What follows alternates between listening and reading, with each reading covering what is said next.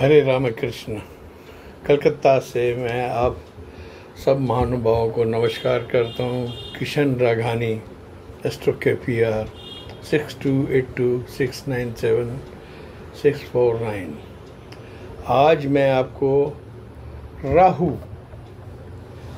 जो हैं और केतु, उनकी एक एक्सिस जो 180 डिग्री होती है उसका संज्ञान देने आया हूँ। इसमें मैंने आज चुना है राहु इन 3rd house and Ketu in 9th house. मोक्ष का है केतु भाग्य भाव में। ठीक है, मैंने जैसे आपको पहले कहा कि राहु और केतु की है ना समीक्षा करना नामुमकिन के बराबर है। हम जो समीक्षा करते हैं जनरल में वो भी यहाँ आपको 70% पहुँचती है। कुंडलियाँ खोलने के बाद उसमें ऐसी पतली गलियाँ और ऐसे विषैले विषधर सांप दिख जाते हैं, हम खुद हैरत खा जाते हैं। ये एक रहस्यमयी मंत्रणा है राहु केतु की। आपको क्या बताएं, राहु और शनि मिल जाए केतु के सामने तो ज़बरदस्त परेशानियाँ होती हैं। उसमें 2 किस्म की होती हैं स्टडीज़। पहली किस्म में तो ये हो जाता है कि आदमी उदासीन होकर कोने में बैठा हुआ रहेगा और सबको देखता रहेगा और सब डरते रहेंगे। दूसरी कॉम्बिनेशन होती है जहाँ राहु कमज़ोर हो जाता है, वहाँ आदमी डरा डरा भयभीत, माना ऐसे कुबलाया हुआ यूँ कर रहा हुआ दिखेगा, भयभीत, उसको अज्ञात भय घेरते रहते हैं और ये ज़्यादातर अंत में विक्षिप्त और पागल घोषित होते हैं। कई चीज़ें हैं। अब हम तो अपने जातक के भले के लिए ही सोचते हैं, फिर उनकी कुंडलियाँ आती है तो उसका समीक्षा करते हैं और उनको सेफ एस्केप दे देते हैं। सच्ची बात बताऊँ, क्या ये विडम्बना है? हम लोगों को बड़ी स्टडी करनी पड़ती है। मैंने इन एक्सिस की राहु केतु सबसे पहले देखा जाता है। वैसे तो बोला जाता है लग्न देखो, सूर्य देखो, चंद्रमा देखो, फिर सब सही है, लेकिन ये भी बड़ा देखना ज़रूरी होता है। तो आज मैं 3रा राहु और 9वां केतु सबसे पहले बताता हूँ। अगर आपकी कुंडली में 3रे घर में राहु है तो आपका पूर्व जन्म क्या था और इस जन्म में क्या हो। सॉरी टू से, आप पूर्व जन्म के कातिल हो। आप या किसी का कत्ल करके आए हो, या आपका एक्सीडेंट में आपकी मौत हुई है, या आपकी मृत्यु बहुत असहज संभावनाओं से पिछले जन्म से हुई है। प्रबल आशंकाएं आपके जीवन में रही होंगी पिछले जीवन में। It was not a good life. और इस जीवन में भी जातक हम देखते हैं बहुत साहसी और दुस्साहसी हो जाता है, वह भीषण दुर्घटनाओं का शिकार हो जाता है। मैंने कहा ना, इनको स्टडी करने के लिए एक एस्ट्रोलॉजर से ज़्यादा साइकोलॉजिस्ट भी चाहिए। बड़ा काशिश होकर इनसे बात करनी पड़ती है, समझिए। तो ये विभत्स भी हो सकते हैं और इनको अज्ञात भय बहुत सताते हैं और कभी कभी अदम्य दुस्साहसी हो जाते हैं और भीषण दुर्घटनाओं का शिकार हो जाते हैं। 4 मंजिल से कूद गया, अरे क्या किया, घुटने टांगे उम्र भर के लिए बेकार, ऐसी चीज़ होती है। तो आज मैं 3rd राहु, ये तो पूरा जन्म हुआ आपका, और वर्तमान में अभी आप ऐसी करोगे माना जातियाँ, बड़े दुस्साहस मत करो। देखो, ज़िंदगी आपको जीने के लिए मिली है तो आप उसको डैमेज करके जियोगे, क्या फ़ायदा। हम सलाह देते हैं। 3रा राहु, यह आदमी, इसमें तीसरे राहु वाले की ज़िंदगी में 70% अशुभ घटनाएं होती हैं। और 30% शुभ। अशुभ घटनाएं भी आती हैं तो शुभ, जमीन जायदाद वाला होता है ये आदमी। शुभ में बहुत ज़्यादा ज़मीन, विस्तार से ज़मीन जायदाद होती है और इसकी लंबी आयु होती है।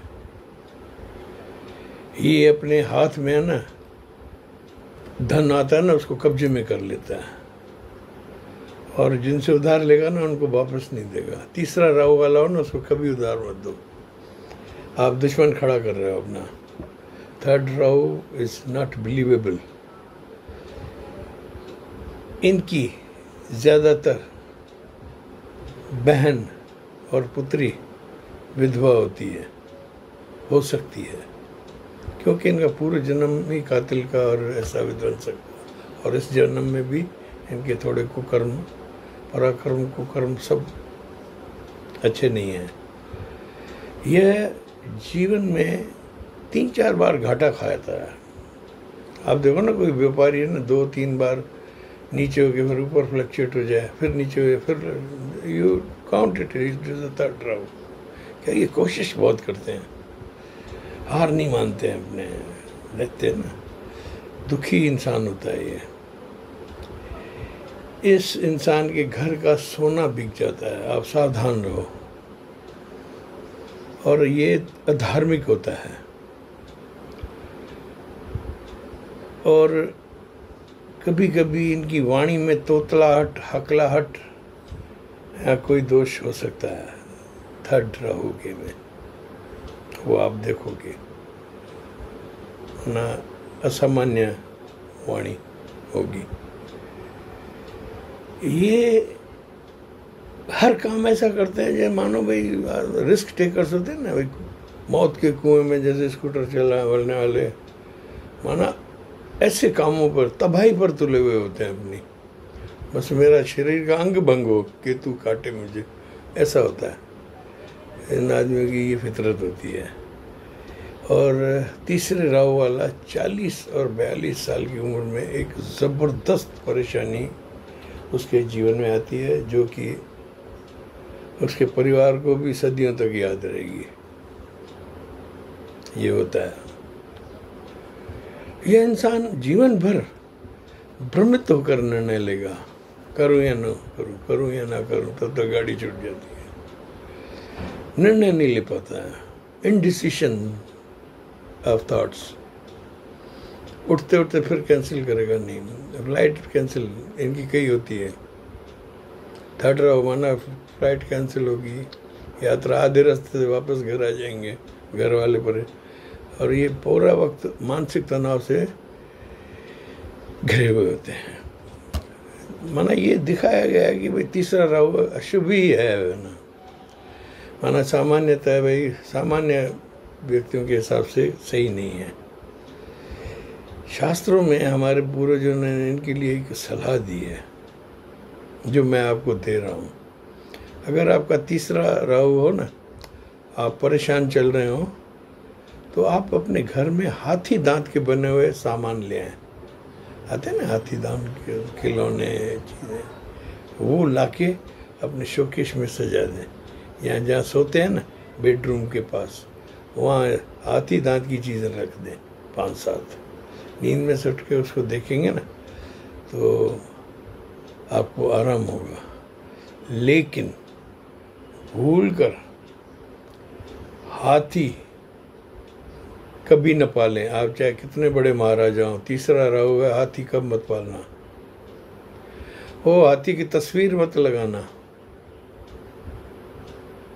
वरना आपके लिए घातक है। हाथी के दांत है ना, उसकी बनी हुई चीज़ें अगर आप अपने खूटे में रखोगे ना, तो आपका ये राहु है ना, आपका कुछ नहीं बिगाड़ सकता। दिस इज माई रिसर्च, मैंने कईयों को बचाया है इसमें। हाथी दांत रखो, तकिए के नीचे रख दो, कोई भी चीज़ हाथी दांत की बनी, ठीक हो जाओगी। नाउ केतु, इसकी भाई काउंटर पार्ट 180 एक्सिस, केतु इन 9th हाउस। नवा केतु मोक्षदायी होता है। ईश्वर बड़ा दयालु है, माना मालूम नहीं होने देता इंसान के साथ क्या विधा होने वाली है। और ख़ास तौर पर इन एक्सिस में तो हम ज्योतिषियों को बहुत परेशानी होती है, भाई इसको बताएं क्या, बहुत अच्छी तरह समझाना पड़ता है। जहाँ तक कि कुंडली में केतु के साथ अगर शनि चंद्रमा आ जाए, अगर केतु के साथ नवे में शनि और चंद्रमा हो तो आपकी निश्चित मोक्ष है। माना आप जो पुराने ज़माने में भुगत के आए ना, उसका ये आपकी लास्ट एपिसोड था, आपने भुगत लिया। And you are going to प्रभु शरणम ममा, ये पक्की है। और ये जो जातक होता है नवे केतु वाला, उसकी बातों में ही ऐसी चीज़ें होती है, जिससे भी बात करेगा ना कहेगा यार मैं तो मोक्ष पाऊंगा, मैंने किसी का बुरा नहीं किया, ऐसे बोलता फिरेगा। क्या ये पिछले जन्म के पापों का जो ट्रॉमा होता है ना, उसमें वो बोलता है, बुनबुनाता है, गुनगुनाता है, तो मैंने कुछ नहीं किया, अद्विक्षिप्त पागल सा। तो आदमी उस पर हंसी उड़ाते हैं, उसकी मजाक होती है, ये खुद एक्सेप्ट नहीं करता है। मैंने हालांकि पिछले जन्म का इसका प्रारब्ध ऐसा है, और इस जन्म में भी दुस्साहसी है, और इस जन्म में भाई दुख पड़ोसियों रिश्तों को तो मालूम है ना, ये आदमी छत से भी कूद सकता है, कुछ भी कर सकता है, he can do anything, unpredictable person. तो वो इसकी मोक्ष की बात में हंसते हैं, कहते हैं अब दुनिया में इस आदमी को ही मोक्ष मिलेगी, हम रह गए, तो इसमें हंसते हैं। लेकिन शास्त्रों में लिखा हुआ है, 3rd रॉ 9 केतु वाला इंसान मोक्ष को प्राप्त होता ही होता है। ये आप समझ लो, ब्रह्मा जी, नारद जी, कार्तिकेय जी, माना पाराशर, भृगु, वराहमिहिर, व्यास, हमारे इस युग के भी महारथियों ने, सब ने कहा है, खाना और इनने, कि ये मोक्ष का तो हकदार होता ही है। और जब ये 9 केतु सबसे उत्तम फलदायी होता है, यह केतु धनु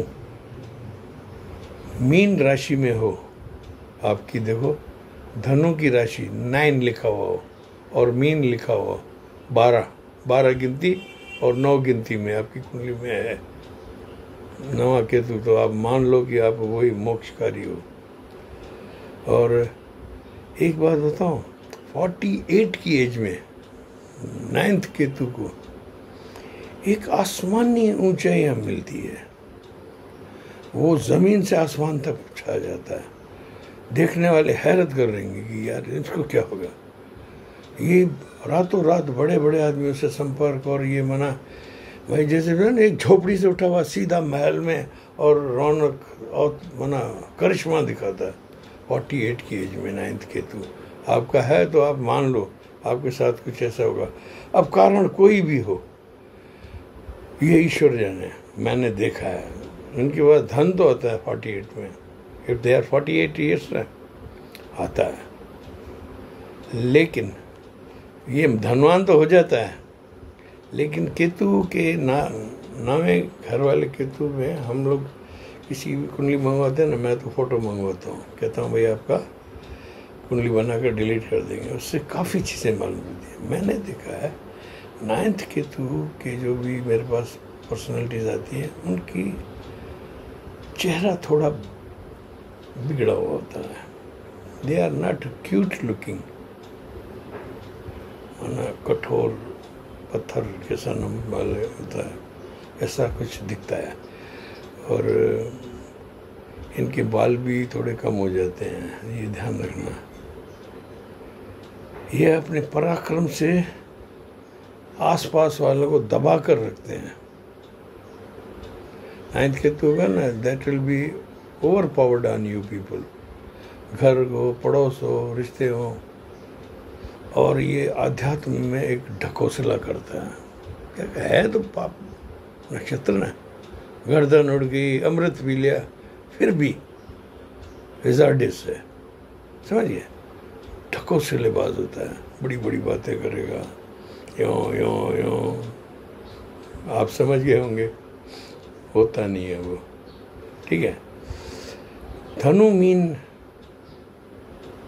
और वृश्चिक राशि में ये जब आता है नवा केतु, तो इंसान को उतार चढ़ाव होते हैं भाई। जैसे कोई झूला होता है ना, नीचे फिर down, up and down, up and down, लेकिन अंत बहुत शानदार, मृत्यु शानदार, मुक्ति मार्ग, और जाते जाते सबको कन्विंस करता हुआ जाता है ये आदमी।